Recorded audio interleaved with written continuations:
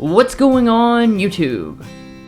Now, it would certainly be an understatement to say that Subaru has been on a roll recently, since sales have been climbing ever higher and they have introduced all new versions of their most popular models. Forester and Outback are two of those all new products. However, just like in the past, they continue to overlap a lot in terms of price and size, which has a lot of customers wondering which is the best bet. That's what we're about to find out.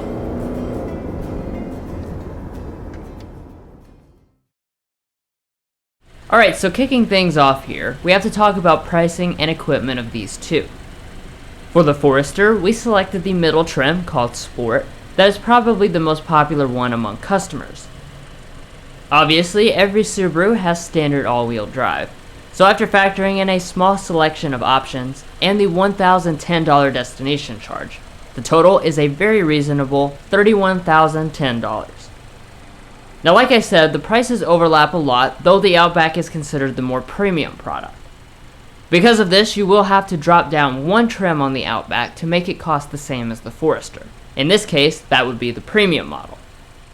With a little over $2,000 in options and the same $1,010 destination charge, the total is again very reasonable at $32,016. So starting things off here by taking a quick look at the exterior designs, you'll notice the same general design language but applied in different ways. Obviously, the Outback has always been kind of a wagon on stilts, which does continue for 2020, while the Forester has the more traditional crossover look to it. The Outback also looks more rugged, with chunky black moldings all around. But really, besides for styling, which is entirely subjective, they are pretty much the same features-wise. Both have entirely LED headlight clusters besides for the turn signals, and then LED fog lights below. Additionally, front ground clearance is identical at 8.7 inches. Now, as far as the wheels, you'll be looking at an inch difference in size, 17 inches on the Outback and 18 inches on the Forester. Both sets of mirrors are heated and auto-dimming, but as equipped, our Forester is lacking the blind spot monitoring system. However, that one system aside, the entire Subaru brand puts an emphasis on safety, which is why both of them have automatic emergency braking, lane keeping assist, adaptive cruise control, and auto high beam headlights. And obviously, they're both going to share warranties as well.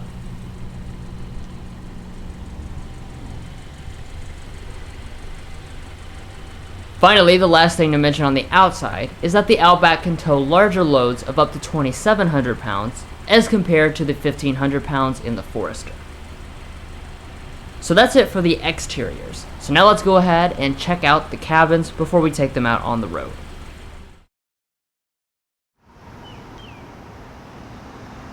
Now, as you would expect, there are going to be a lot of similarities inside as well, since they are sibling vehicles. For instance, both have the same key fob and smart entry systems.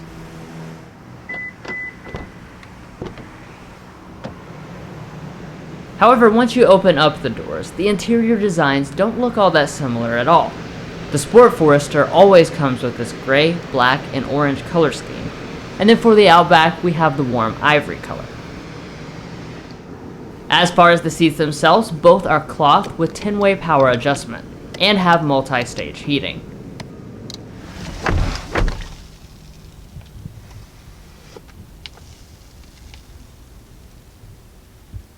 Cabin materials are also another important area. So starting with the Forester, we have a soft touch upper dash with a real stitching detail, an area of leatherette below that, and then the lower areas that are often touched are also leather covered. More or less, the Outback is exactly the same, with a soft touch upper dash, leatherette middle portion, as well as a leatherette center tunnel where your knee might rub against. Press the buttons on both to start.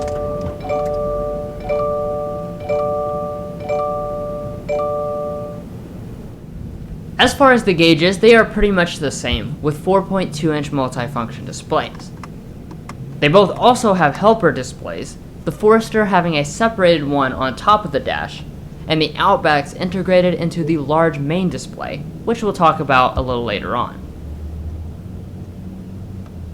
Next up, we have the very important aspect of storage, where surprisingly, the Forester comes out on top. Now, of course, the Outback isn't bad, but the Forester's deeper console, extra cubby, and much larger front bin have it beat. Coming to the shifter area, they are identical, with paddles on the steering wheel, backup cameras with active trajectory, and electronic parking brakes. Now the next stop up the dash are the climate controls. This is where the similarities start to disappear, since the Outback's climate is integrated into the lower part of the main display. Normally, I do prefer physical controls, but because Outback uses both types of buttons, has an extra zone, and dedicated processing to eliminate lag, it's the overall better option. As far as the audio systems, they are identical, but we'll take a listen anyways.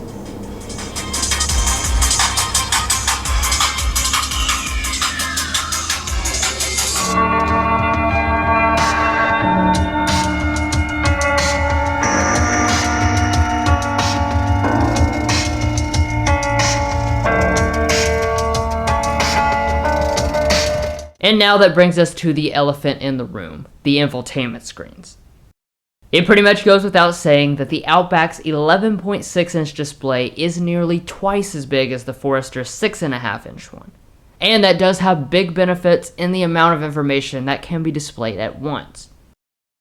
However, it is still important to realize that as far as the main features, they are exactly the same. Both of them have Apple CarPlay and Android Auto, and then at this price point they will lack integrated navigation.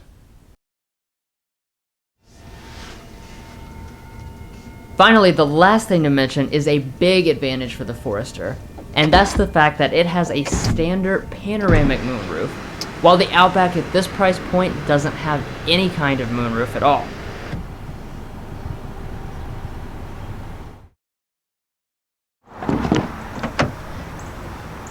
So heading to the back, just in case you still don't believe me about how similar these two are, look no further than the rear seat measurements. There are only fractions of an inch separating them, and both feel extremely spacious for an average size adult. Once inside, in terms of amenities, both have two charging USB ports, but you will notice that the Outback Premium will miss out on the rear air vent. Heated seats are also available on higher trims for both.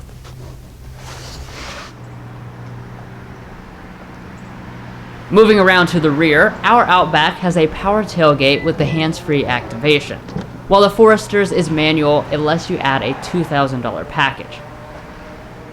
Now once the gates themselves open up, again you will find very similar numbers, though the Forester has a slight advantage. With the seats upright, it has about 8% more cargo capacity. But once the seats fold, its lead falls well below our 5% threshold. One last thing worth mentioning though is that the Outback has handles in the back to fold the seats more conveniently. Now let's go ahead and compare them under the hood and out on the road.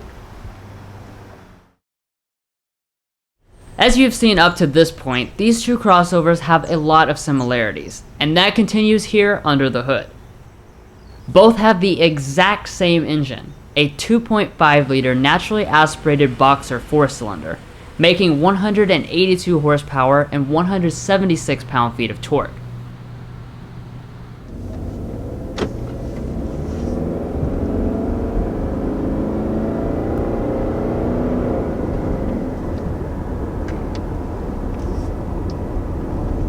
Alright, so first taking off in the 2020 Outback, this is the base engine, the 2.5-liter 4-cylinder engine.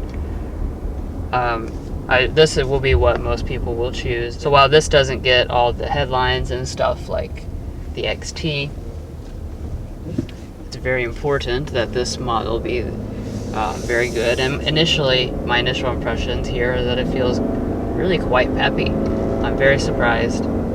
Just kind of barely getting onto it, it really, power feels really good.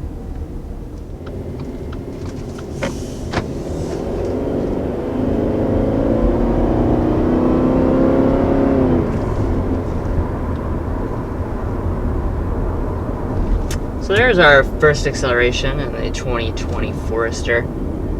And power definitely feels very good for this category of vehicle. You know, a basic 4-cylinder engine is not ever going to knock your socks off, but you know, definitely seems to put the power down.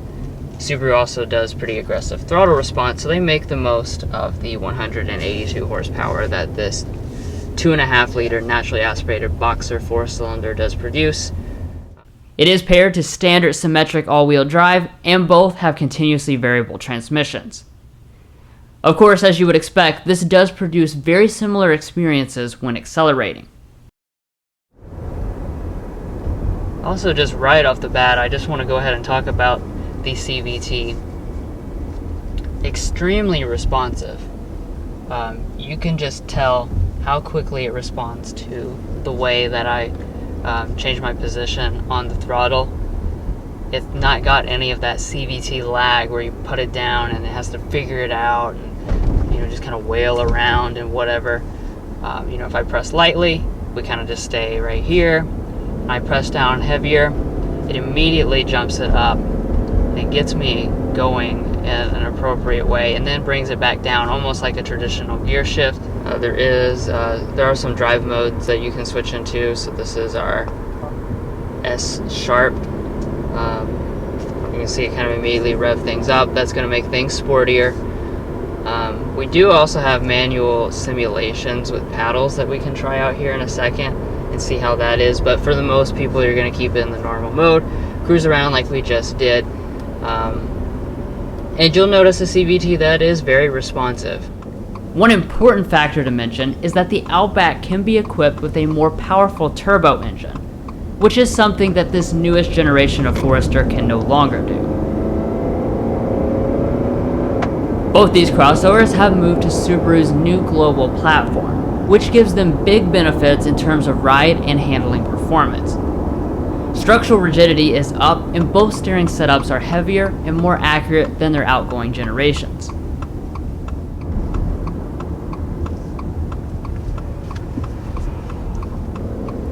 One of the other really obvious improvements about this new model is just kind of the way that it feels overall with the balance and the steering. Now, Subaru says the structural rigidity of this has actually increased by 70%, which seems like outrageous, you know. But you can actually tell that. It definitely has just this really solid feel. Now, one thing I remember from our previous 2019 Forester review and continue to really notice here in this 2020 is the pretty agile feel that Subaru has given this Forester. Definitely a lot tighter on the suspension. You can definitely tell there's a lot more rigidity here, and that definitely translates to just feeling a lot more balanced. You can kind of go around corners a little bit here, and you notice a whole lot less body roll than the previous generation. Also, the steering surprisingly has a nice weight to it. If you're getting the impression that they drive very similarly to each other, you'd be right. There's honestly not enough separating them to award any points. And then finally, in regard to fuel economy, the EPA rates them identically at 26 city, 33 highway, 29 combined. Now, in case you thought we forgot, we must remember that the Forester rings in $1,006 less expensive than the Outback. To represent this, we will award 1 point per $1,000 of difference, or 1 point to the Forester.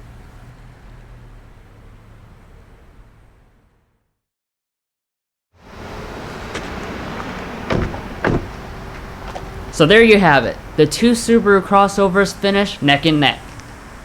Since they are so similar in most things besides for looks, that is probably what it's going to boil down to for most people. But as always, make sure you check both these out in person to determine which flavor is best for you. Anyways, thanks for joining us for another Car Confections comparison, and be sure to subscribe for more comparisons and our signature full review videos. Take care, everyone.